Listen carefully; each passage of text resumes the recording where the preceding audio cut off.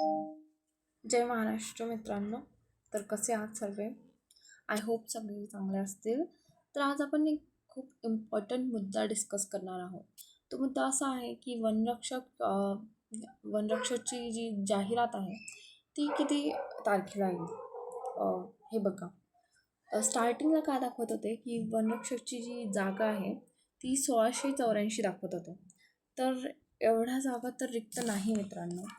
आता फक्त जागा म्हणजे वन विभागाने अशी एक क्लिअरन्स दिलं की आमच्याकडे फक्त 778 जागा रिक्त आहे.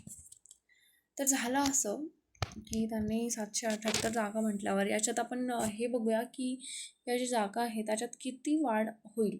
तर साधारणतः जर विचार केला तर आपण याच्यात फक्त 50+ मला असं वाटतं की फक्त 50+ याच्यात जागा ॲड होतील. तर हे पूर्ण 850 ते 950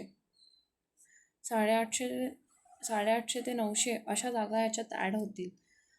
जर नंतर क्लिअरन्स ज्यांनी दिला आहे त्यांनी 778 म्हटलं आहे, तर त्याच्यात 850 किंवा 900 जागा एवढ्यांची वाढ होईल.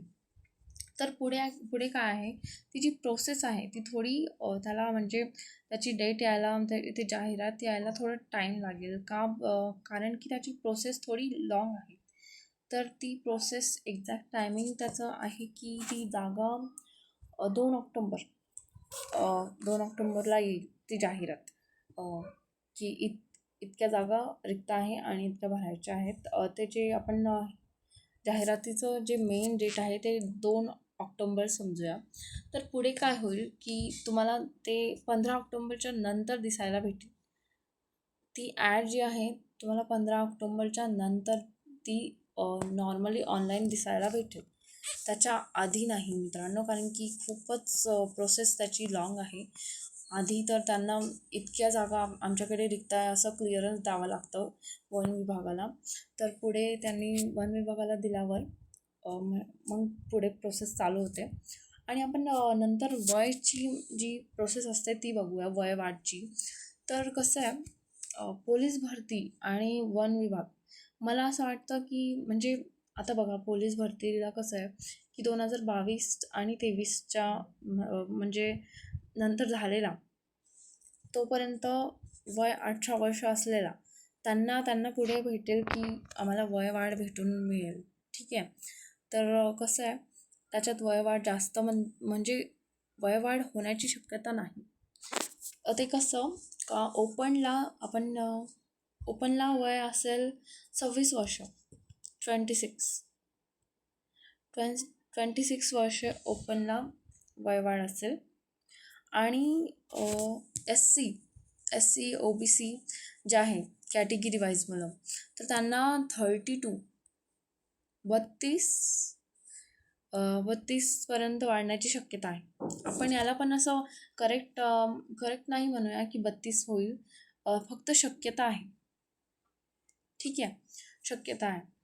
तर पुढे कसं आहे, आता बाकीची जी प्रोसेस आहे त्याला तर टायमिंग लागेलच.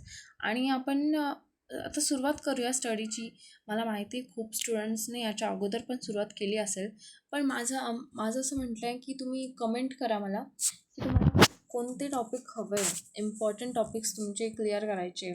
तसं तर मी क्लासेस चालूच करणार आहे. पोलीस भरती आणि वनरक्षकची पण आपण तयारी करून घेऊया. ग्राउंड कसं करायचं आहे आणि कोणते आपल्याला इम्पॉर्टंट टॉपिक्स कवर करायचे ते सगळे आपण करूया. आणि पुढे असं की तुम्ही कमेंटमध्ये मला सांगा की तुमचे कोणते मेन म्हणजे IMP टॉपिक्स आहे, कसे IMP टॉपिक्स ते आपण लवकर कवर करूया. आणि मग नंतर आपण रिव्हिजन पण करूया. तर मलाही समजेल की तुम्हाला कसे टॉपिक्स हवे आहे, इम्पॉर्टंट कोणते किती टॉपिक्स आहे तुमचे, ते सगळं आपण कवर करूया. एकदा तुम्ही कमेंटमध्ये सांगा मला, तर मग आपण पुढची प्रोसेस करूया. आणि हे बघा, हे जाहिरात येईपर्यंत तुम्ही तुमचा वेळ म्हणजे माझं असं म्हणणं आहे की तुम्ही आता स्टडी करायला सुरुवात केली पाहिजे. खरं तर याच्या अगोदर केली पाहिजे होती, बट आता जर तुम्ही स्टार्ट करताय तर आजपासून स्टार्ट करा. कारण की कसं आहे, हे बघा 2 ऑक्टोबर यायला खूप जास्त वेळ उरला नाही आहे. आता आज 21 तारीख आहे, तर पुढे काय दिवस उरले आणि हे बघा ॲड आल्यावर दिवस कसे जातात ते कोणालाच समजत नाही. आपला आपला सिलेबस कवर झाला पाहिजे सगळ्यात आधी तर. तर मग आपण तसं करूया की सिलेबस कवर करूया. आपण ते ॲडचं टेन्शन घेत नाही.